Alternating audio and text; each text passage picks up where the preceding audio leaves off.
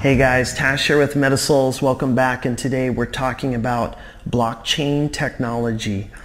Now, I've studied this for many years, and the reason that I wanted to make this video and possibly turn this into a series where we talk about many more aspects of this is because blockchain technology is so disruptive that it's going to change the way that we interact with one another in society and economically in fundamental ways. It's going to change the way that we've conducted ourselves on this planet for millennia. Now, if you remember back my video called The Gate and the Road, I talk about how for ages the drama that we interact with on this planet and how we live our lives is predominantly through what I call the gate. And this is centralized forms of control and power through which you interact with and express and manifest in this world. How you transact. If you look at buying something from the grocery store, you must pass your energy through a centralized power such as Visa, the banking system, and the Federal Reserve in order to access what's on the other side. The loaf of bread that you wish to purchase using your credit card or your dollar bill. And for every dollar bill and for every credit transaction, there is a percentage as this monetary flow is loaned out with interest from the Federal Reserve to banks and then out into the system through you, through your taxation dollars, through the interest garnered from credit cards by Visa, etc. There are always ways for centralized power to insert itself and parasitically pull some of your energy that you inherently have a natural right to and pull part of that out for itself. And this is the gate. You must pass through this gate to access what's on the other side. When you seek to express yourself and your inherent natural rights, you must pass through government structures. You must pass through the regulations of law, federally and state issued, in order for you to access rights that are really fundamentally yours to begin with. This is another form of centralized power that you interact with through to experience the world. Spiritually, to access your own divinity, you are beckoned to pass through the medium of the church, that you must believe a certain structure or pass through certain authority figures within the church, be it individuals that are representing all that is, or God, if you will, priests, the Pope, and even the image of Jesus Christ and other deity figures that have been manipulated for you to believe that you must pass through them as a medium for you to gain access to all that is already yours. It's a way of disenfranchising you as a human being and your power that you have inherently to create. And as long as we are limited by these centralized forms of power, we are limited mentally. And our creative process is limited to a reality that is largely shaped by these centralized forms of power. Now, blockchain technology stands to change all of that and change the way that you interact in the world. And it's based on a digital ledger system. So if you think about how we've interacted with one another for millennia, how there has been a centralized form of power that provides a trust mechanism for you to transact with somebody else that you don't trust. When you buy something on eBay, there's an escrow middleman. When you are a musician or an artist and you seek to sell your goods, there is a middleman, a corporate conglomerate through which you are contracted and pass through in order to distribute your art to other people who then purchase it. And this middleman reaps most of the rewards, leaving you with nothing. And now blockchain technology replaces that middleman and that trust structure that they provide and their monopolization of that trust structure. It replaces it with mathematically regulated solutions, digital codified solutions that are then distributed across a network of computers. And as it's distributed, each computer maintains that truth, that code, those transactions and that data. And in order to change it, you have to change the entire network. Currently today, there is a single point of failure in a centralized system. This is why we see hacks within the current system that are able to penetrate certain institutions like banks and credit agencies. These are single central points of failure that is now, through blockchain technology, would be distributed across all computers, that you would not be able to change this immutable record, that it would exist on thousands of computers, because when one record in the entire chain of events doesn't match all of the others, it is rejected by the computer code. This is a way that we are now able to, and have the technology, to build systems not only for financial transactions that remove the middlemen, but for any type of data transaction that you can possibly imagine.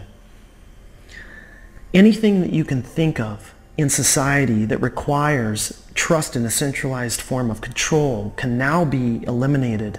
This is a threat to the current system, and it's a threat to the powers that be that are currently reaping the rewards of inserting themselves as the gate between yourself and other people, or yourself and that which you wish to obtain or act out and engage with in this world and creatively express yourself. So my point to you is that, like the gate in the road, we've been taught that we must act a certain way, that's the road, in order to get what we want, or to be accepted in society, or to be, access divine realms, through religions, etc., and through school systems in order to be able to have a job. You have to act a certain way, and this is a road, and the gate is passing through these centralized forms, these central mediums. All of that can now be removed. And this technology, blockchain, is a manifestation of our own consciousness seeking out new ways to move away from competitiveness and move into cooperation, where we have a distributed network, much like a collective consciousness, acting itself out in a way that everything that we know will be documented on this immutable record, and it will be the responsibility of the whole and not of individuals. This is much like the Akashic records. The blockchain is immutable. It cannot be changed, and it contains the record of every transaction ever conducted through that blockchain. So imagine if you owned your home title, the title to your house or to your car, and it was in a digital signature that only you held the secret key for. You own that. There is no intermediary between you. Nobody can confiscate it from you. Nobody can take it. Nobody can put a restriction on it. It's just you, and it's on this network, encrypted in such a way that only you have access to it, only you control it. And anybody that wants to insert themselves in the middle to reap part of your reward or to control what you do with your house cannot be done. And the transfer of that house can be done to another person trustless. Because the way that the code works, it's able to do a transaction where it would not transfer that particular signatory piece of data to the other party until it received another signatory piece of data, or maybe Bitcoin or some form of financial transaction. And these are done through what's called smart contracts. And this is what I mean by they are mathematically regulated. The math replaces the centralized form of power. So you can see how blockchain technology and Bitcoin stand to disrupt and stand as a threat to the current system, to Wall Street, to the banking systems, to government. And this is why it's going to revolutionize the way that we live our lives. And we, as people, we don't need government institutions to tell us how to progress this technology. It's already being done, and it's being done in parallel with the current systems. You know, I used to feel that the way that the world was heading had to be changed through these centralized forms of control, by voting and by trying to change the current systems. But what I've seen is there's large underground movements that are making these changes in parallel, that we don't need permission to make these changes, and we don't need to change the current system. We're building a new world as we speak in parallel with the old world. And as the old world begins to disintegrate, the new world will be there ready. So if you're interested in this kind of thing, I would encourage you to do more research on blockchain technology, Bitcoin, and there are hundreds and hundreds of other blockchain-based platforms and technologies that are under development right now. So I would encourage you guys to research this some more and think about how this relates to consciousness as a whole and the evolution from an individualized consciousness to a network distributed based collective consciousness, and how the records that are kept across this network as it grows across these 7 billion people on this planet eventually, is much like the Akashic records, in that every transaction, every event will eventually be recordable and distributable across a network that is immutable and cannot be changed. If you think about this, it leads down a path into very many other things that are very akin to, like, the movie The Matrix, and how simulations can also be blockchain based, and realities can become something that is shared and distributed across a digital network in which you interact through virtual reality, for example. There are blockchain startups that are looking into this, where you would live an augmented life. Through the computer, you could no longer have the need to get in your car and drive to work through traffic, where people are trying to solve these problems with traffic and looking at other means of transportation and rail systems. Think about entirely other concepts of, why do you even need to drive to work?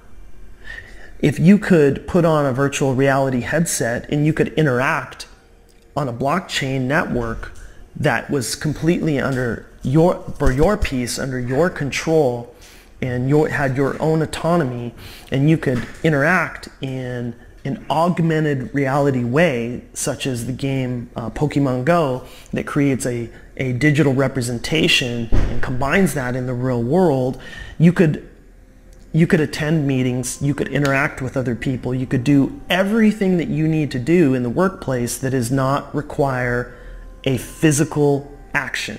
Now, of course, it wouldn't replace everything, but these are the types of technologies that are coming. They are going to replace everything that you know about centralized forms of power and control. They're going to replace banks. They're going to replace Western Union. When you decide to do a transaction from US dollar to euro, and you move through wiring and groups like Western Union that pull a percentage off of your transaction, those are no longer needed. You can do individual peer-to-peer swaps, and you can translate any type of money into any other type of money. This technology already exists, and they're already coming out with debit cards that will allow you to translate hundreds of types of cryptocurrencies, including fiat, US dollars, euro, etc., into any other type of digital currency. with no charge. Or in some cases, to uphold the network, there is an incentive of a small charge that is distributed across the entire network for those who participate and hold down that network as a node on their computer. This brings the power back to the people, where we can then draw interest from our own participation in the network.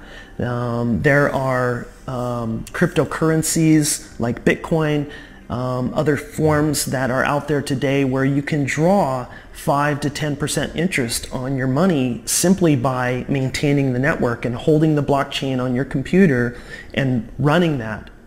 And this will be the future. It will no longer be banks charging you interest and then loaning out your money to other people for interest.